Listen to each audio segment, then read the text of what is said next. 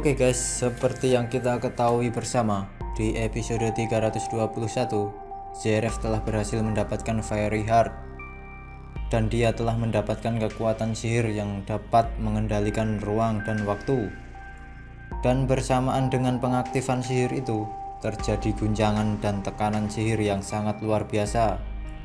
Bahkan, terasa sampai ke kota Magnolia. Dan itu semua membuat para anggota guild Fairy Tail yang merasakannya menjadi cemas.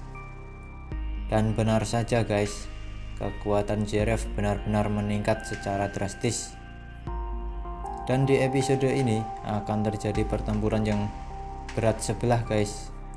Seperti yang kita ketahui, Mavis yang Fiery Heart-nya diambil, dia terjatuh pingsan dan Natsu yang mencoba membangunkannya ternyata tidak berhasil. Dan Natsu pun mulai mengamuk lagi guys. Dia langsung maju menerjang Zeref sambil menyerang dengan pukulan apinya yang sangat dahsyat. Bahkan nih guys, saking dahsyatnya tubuh Zeref dan dinding guild hancur lebur. Dan setelah melepaskan serangan itu, Natsu langsung berkata, "Maafkan aku kakek, aku menghancurkan guild lagi bersama dengan Zeref." Dan betapa terkejutnya si Natsu, ternyata tubuh Zeref yang tadinya hancur bisa kembali utuh lagi. Wah, kok jadi kayak Edo Tensei di Naruto ya. Oke, lanjut lagi. Setelah tubuhnya kembali utuh, Zeref pun juga langsung berkata, "Inilah kekuatan Fiery Heart. Ruang dan waktu sekarang milikku. Bisa dikatakan ini adalah sihir yang menguasai semua bentuk sihir. Dan ini adalah kekuatan yang cocok untuk mengakhiri dunia ini." Dan tanpa peringatan, Zeref langsung menyerang Natsu. Kali ini serangan Zeref tidak main-main. Bahkan tubuh Natsu yang kita kenal sangat kuat dan tahan banting, bisa tembus sampai punggung guys. Dan di sini Natsu benar-benar sekarat.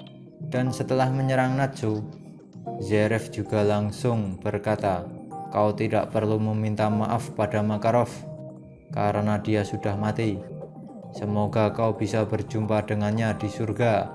Selamat tinggal Natsu." Setelah itu, Zeref membuka gerbang Neo Eclipse untuk pergi ke masa lalu.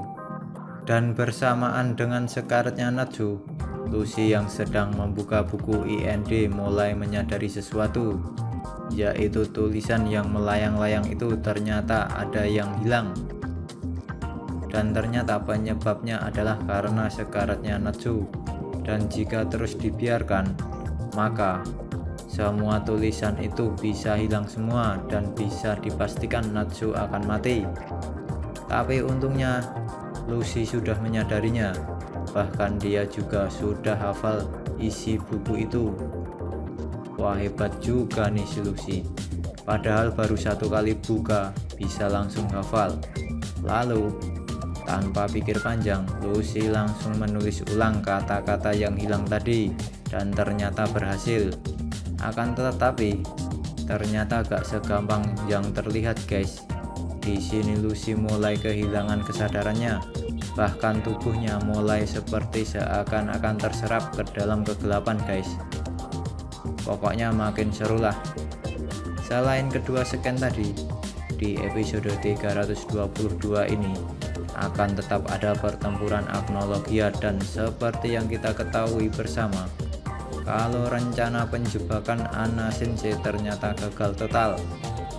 Namun ternyata dia tidak menyerah. Dia mencoba membuka paksa menggunakan kekuatannya, akan tetapi ternyata gagal terus. Dan di lain pihak, Agnologia terus menyerang kapal Christina tanpa ampun. Merasa semakin terdesak, Jelal tidak tinggal diam. Dia berinisiatif untuk mengulur waktu agar Anna Sensei bisa fokus untuk membuka gerbangnya kembali. Jelal terus menyerang Agnologia dengan sihirnya, akan tetapi tidak ada satupun yang berhasil. Bahkan puncaknya, Agnologia melakukan serangan auman naga miliknya yang sangat dahsyat. Bahkan saking kuatnya, lautan pun bisa terbelah jadi dua. Wah, ngeri juga nih teknologi ya. Oke guys, mungkin segitu saja spoiler hari ini. Jangan lupa like dan juga subscribe ya. Update tiap minggunya loh. See you.